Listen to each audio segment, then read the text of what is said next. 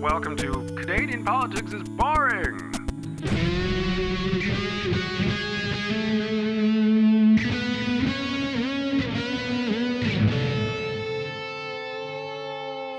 Bonjour, and welcome to another episode of Canadian Politics is Boring. My name is Jesse Harley, and with me, as always, is Rhys Waters. Rhys, what do you have for me today?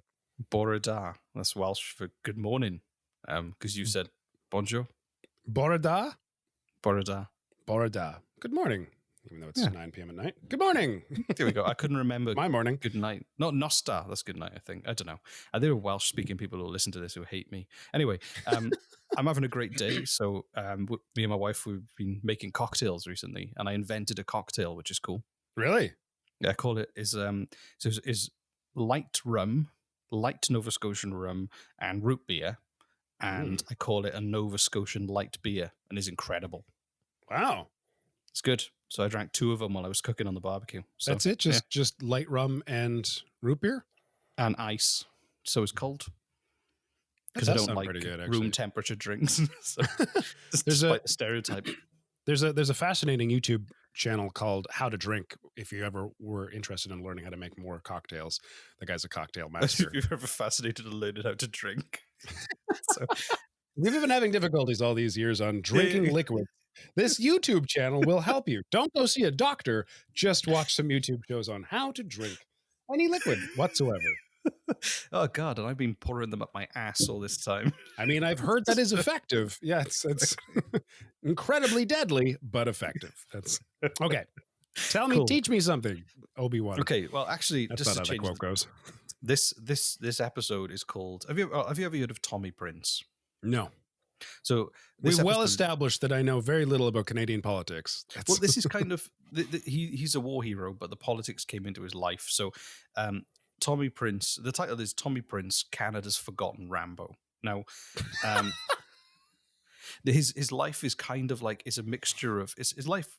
His life would make an incredible film because it's a mixture of action film and civil rights issues intertwined, and his life is just it's just I'll get into it.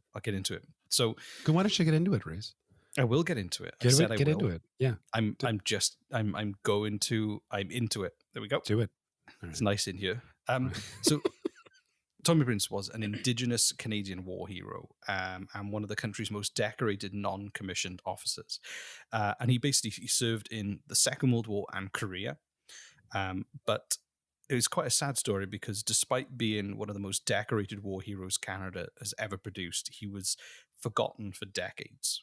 You know how much I love sad stories on our comedy podcast, Rhys. Well, there's some mind-blowing stuff on you. So systematic racism was the cause of him being forgotten largely. So he was born in a canvas tent in 1915 on the Broken Head Reserve, which is like 70 kilometers north of Winnipeg, which is in Manitoba, which we've talked about before. Yes. Yes. It's everybody's favorite province. So it's soon to be mine once we make Manitoba Nights. So he was one of 11 children. I mean, families were big in those days. My grandfather was one. God, 11 children. 11. My grandfather was one of like 14. It's just the way it was back then. Oh my God, that's insane. Yeah. I don't understand that's insanity. That's pure insanity. Well, hon, we've got 10 children. I think that's enough. Do you? No, not at all. More children. Like, is this just free labor? Is that all? Was this why they're looking at it? Like, is 10 children not enough love for them? Like, what's the record? What's the reasoning behind having 14 children? Like, that's, well, some people like big families. I guess.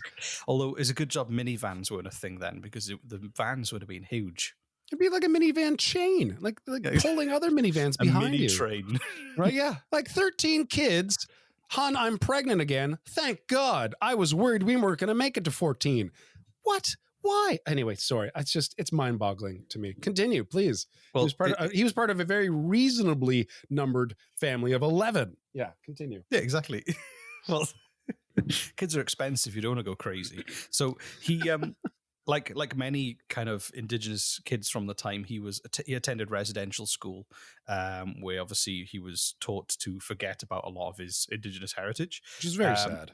Yeah, and he joined the Army Cadets, where he became an excellent marksman. So basically, the thing he loved about the military was, as soon as he put his uniform on, he felt like he kind of was recognized, I guess, because people saw the uniform more than they saw anything else. So That's kind of sad. He was drawn to that role. So wow. He reluctantly had to drop out of school though to earn money for his family in grade 8, and he was working as a lumberjack because it was the Depression, which was an awful time for almost. What year was this again?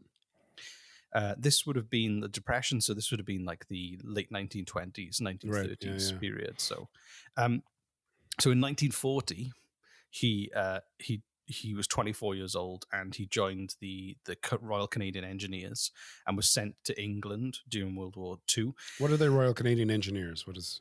Well, they like a weird band. They're a prog rock band. So they mix prog rock with synth, and it's wonderful. So the Royal Canadian Engineers, I believe that military engineers do things like they go, we need a bridge over this river to send 50 tanks over, and they will come in and build a bridge like overnight. Oh wow! Or like wire up a command center so that they can do things. I think all the whole time just having like face paint to kind of blend in. It's, if you want to be an engineer, it's a pretty exciting way to be an engineer.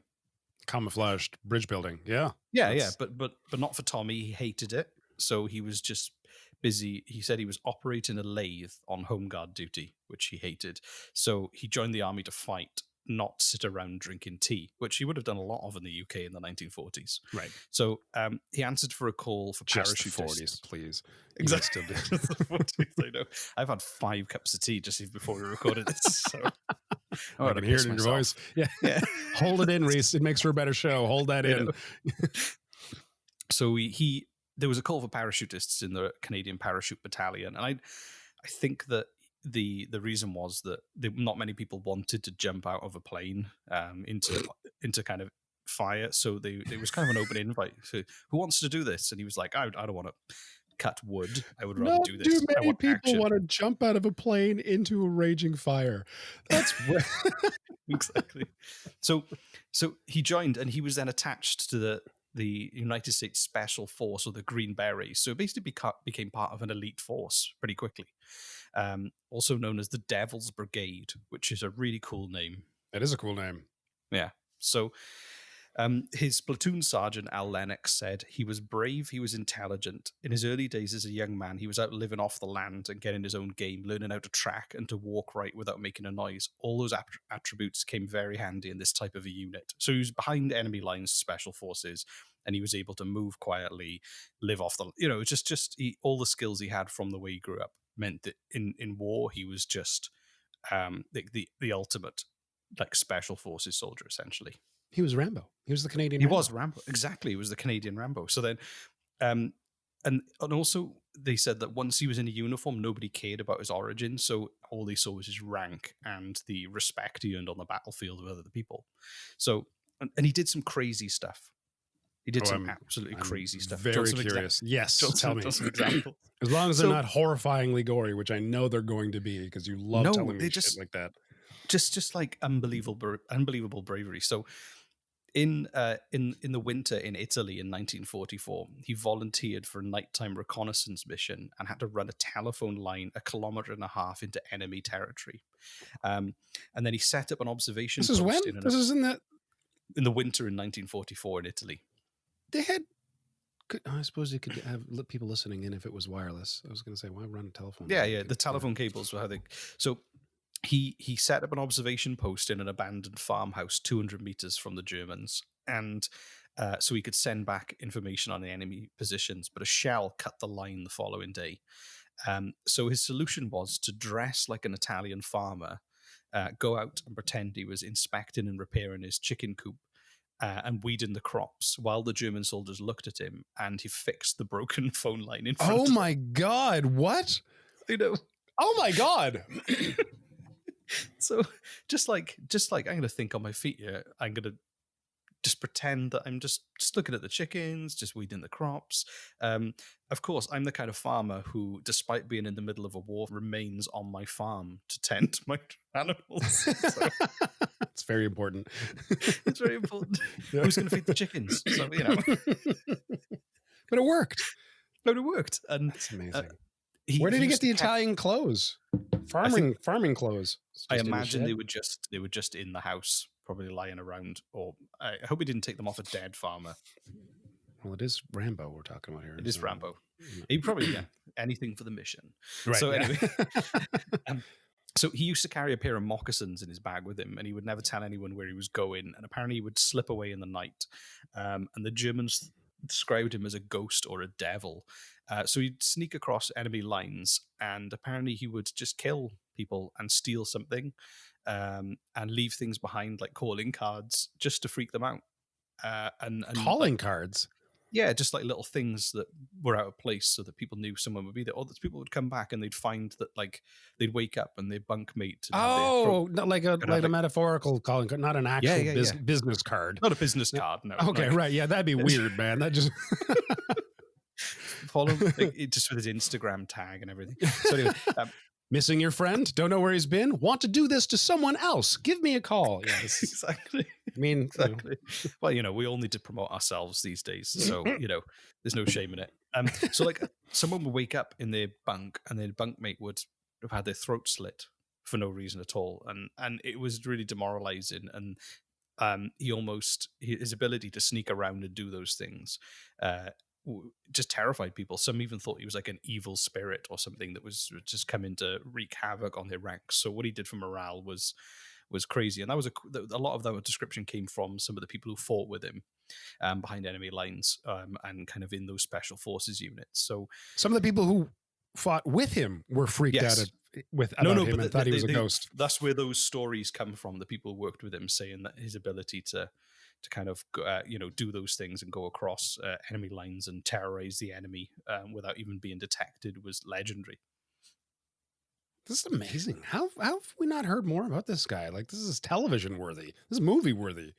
He was awarded his first medal he was awarded was the military medal, where he destroyed 4 German tanks. And his courage and utter with his fists. What did he do? How did he do that? Like, just imagine explosives. I don't think he like. He beat up 4 tanks with his bare hands. Exactly, with a look. He just looked at them and they just fell apart. So he won loads of different medals. He had 11 medals altogether from his time in World War II. So, but apparently, and this quote, just not every. Apparently, in this one of the quotes I found, one soldier was a bit put out, so he wasn't impressed that Tommy was going and doing all these things, and the quote said. From this soldier, there goes Prince trying to win another medal to prove he's brave, which is like that just sounds like pure jealousy talking. Stop trying to win the war and make me look bad. So I think so. But that's an early day hater right there. You talk about haters. Yeah, exactly. Yeah. If he would have been commenting, he would have been trolling him online. He would have been. Stop trying to win the war yourself. Who do you think you are? I know exactly. That's. I'm as brave as you. I just choose not to show it. It's a personal choice. It's very personal. It's a personal choice. I could blow up 5 tanks, but I just don't want to. I'm just tired, and I've got other things to do. So. So the sad thing is that once the war ended and he no longer was a soldier with a uniform, he pretty much was treated exactly the same as before he became a soldier, and faced kind of a lot of prejudice and racism. And he had a bit of a sad time. Well, you have to remember something very important, which is that the majority of people out there are morons. Not the people who listen to our show. You guys are great. No. At least 50% of them aren't. Yes. The people who listen to our show are highly intelligent people. he had a bad time.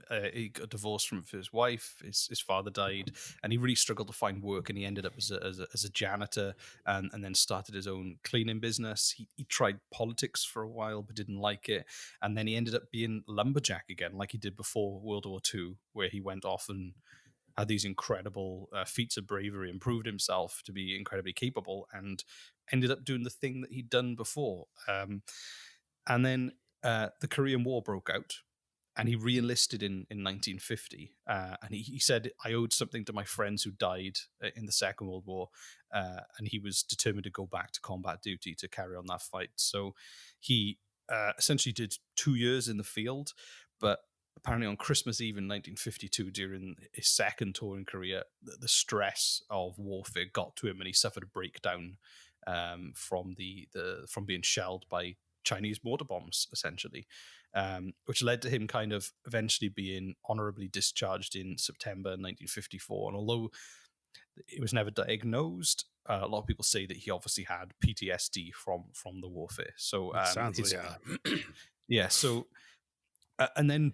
So by the mid 1970s, he was living in the Salvation Army in Winnipeg in like a room, and his only possessions were like newspaper clippings, and most of his medals had been lost or pawned, apparently.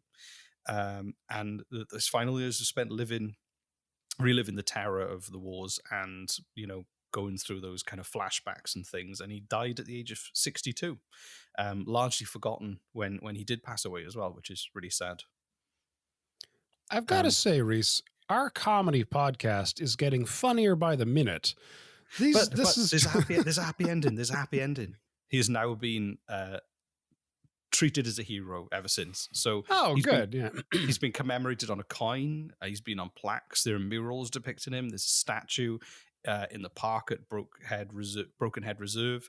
There's streets in Winnipeg and Calgary. There's a school in Manitoba named after him.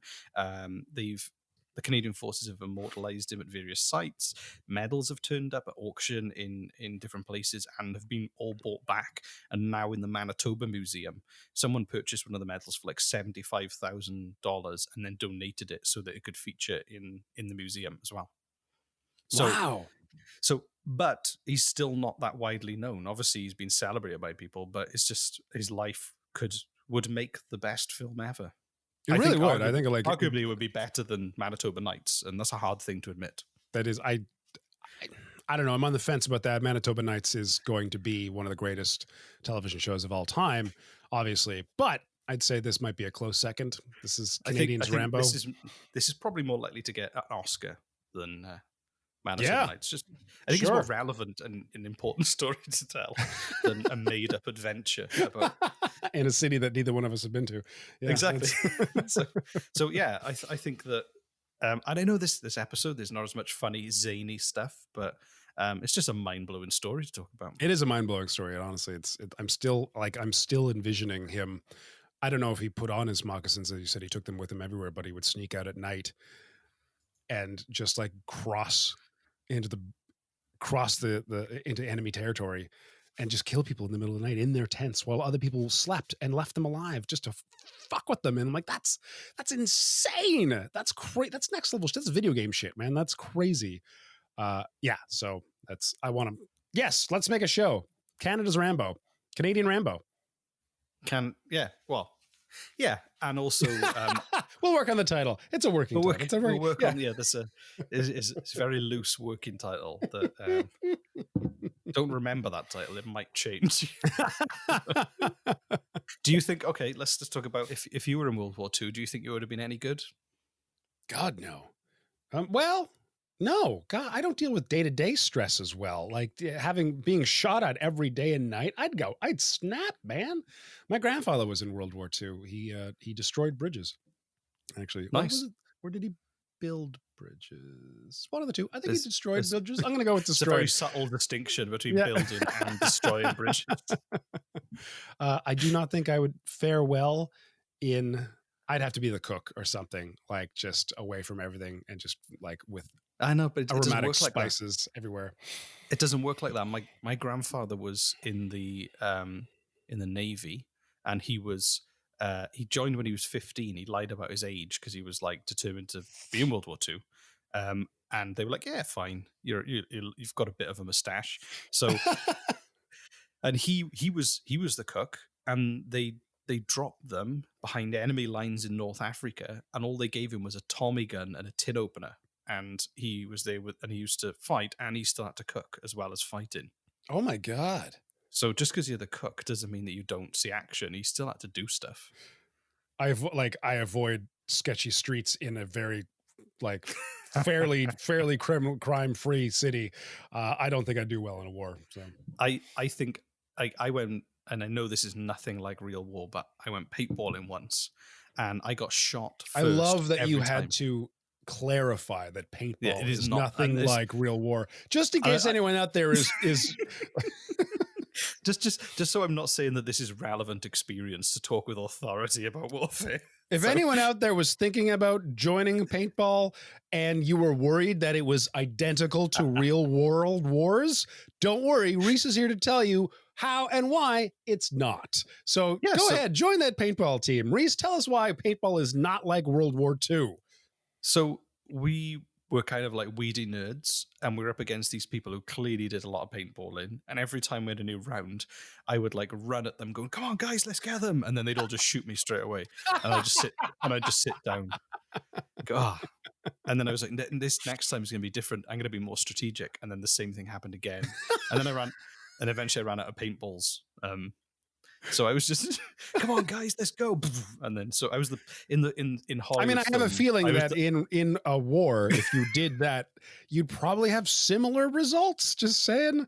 I don't know. The stakes are higher, I'll admit. So maybe I'll but you don't get the chance. You don't get it. But imagine though, you didn't get a chance to. You only make that mistake once in war, whereas in paintballing, you can do it multiple times. You just walk away with some paintball bruises.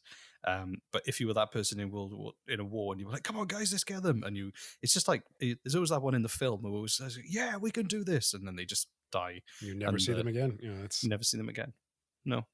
Yeah. Well, this has been fun.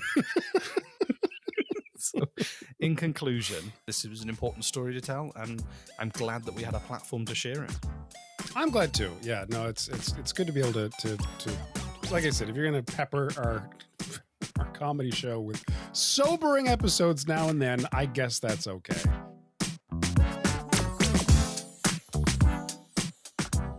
I think you need to go away and research whether your grandfather either destroyed or made bridges, because both are admirable. Right? Both take skill. I think he built them. I'm pretty sure he built them. Okay, no, cool. Destroyed. No, I said destroyed. Fuck, I don't know. He was a bridge enthusiast. Yes, we'll go with that.